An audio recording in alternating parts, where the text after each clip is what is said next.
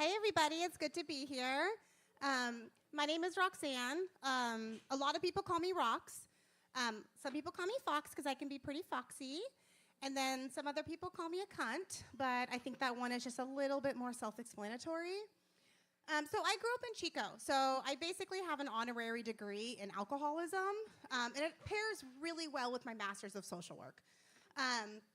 So I grew up drinking so much at such a young age that by the time I actually turned 21, going out and celebrating was the last thing that I wanted to do. As I've gotten older, I've really mellowed out a lot, and honestly, the riskiest thing I do now is date mediocre white men. And I kind of reflect back on when I was drinking, what was I doing? What was I fucking coping with? It's oh, maybe because my mom was dying my entire life and I was basically raised by my dad. But it's cool. I'm good at, really good at mowing lawns now, and I'm also really good at being verbally abusive. And the verbal abuse has served me really well in my life. I'm really good at telling people what to do when they're a little bit afraid of me, so it works out.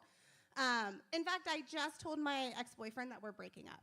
And I was unhappy for so long, for months and months. I wanted to be out of this relationship. But I was kind of in the middle of a front yard project. I was turning my front yard into drought tolerant, and I really, really needed the free labor. I had to give him a few blowjobs and everything, but it was low-key worth it, And, but I honestly, I just couldn't take it anymore. I was just I'm done. I don't care if the project isn't done. I'd look at the side yard and think it's just not worth it. So I finally did it. I just cut the cord. I broke up with him. He's in the garage, freaking the fuck out, has no idea what he's gonna do. I'm in the living room, calculating how the fuck I'm gonna pick up these pavers, But I think as a last-ditch effort to win me back, he came back the next day, finished the side yard. It worked out for me. Didn't really work out for him. But, it's fine. So I've been dating, right? This has been a couple months since I broke up with him. I've been dating, and I've been finding it really interesting because I'm at this weird place of dating where I should be, maybe dating men older than me, but they just seem so fucking old. And then I should be dating, then I'm well, should I be dating men who are younger than me, but then their brains aren't fucking developed. So I don't really know what I'm doing with dating. But all I know is what I've discovered is I love to cosplay that I'm not a fucking slut.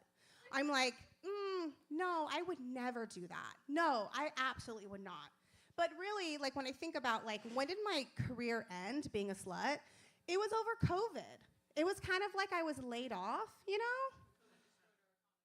COVID just destroyed our economy and me getting dick, But the severance policy was great. You know what I mean? I know how to swallow some dicks. You know what I mean? So that's good. I kind of come forward with a lot of masculine energy, which I learned about in my own therapeutic process, which was kind of exciting. She asked me one question, and I'll kind of ask you guys the same question. Just kind of yell it out, see what you say. Would you rather be cherished, or would you rather be respected? Yeah, and to be respected is a masculine quality. She couldn't even finish the fucking question before I just blurted out, respected. And she wrote something down in her little book, and I didn't really know what she wrote. It was the first time she had ever written anything down in her book. As I'm leaving, I take a look at the book. It says, bitch needs to chill. And I'm whatever, Sherry, fuck you. So that was the last time I went to therapy. And oddly enough, I actually am a therapist. And I do something called non-directed play therapy.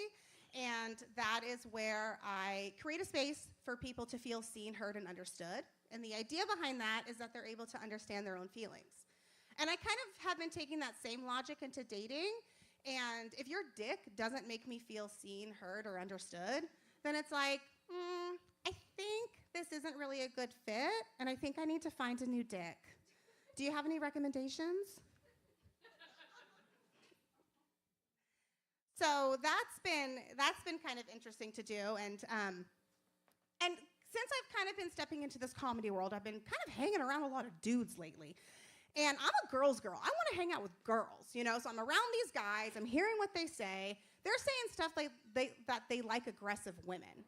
So I'm like, okay, well, what does that mean? You know, so I'm kind of thinking, I guess it means like a woman who's like kind of sexy and she knows what she wants and she wants you. And she's like, hey, you come here. And they're like, what does this girl want from me? And they're like excited. But when I do it, it's like scary. I'm like, hey, you fucker, come here. Did you know that every problem can be traced back to the patriarchy and capitalism? So the next time you benefit off the back of a woman, remember that the patriarchy not only fucks me, but it fucks you too. And then they're like staring at me and I'm like, fuck, Roxanne, you did it again. They fucking hate when you tell the truth. They hate it. And it's like, okay. Well, what can I do to fix this? Meet me in the fucking bathroom. I'll give you a blowjob. I gotta earn back some of your respect. Anyways, thank you guys. That's my time.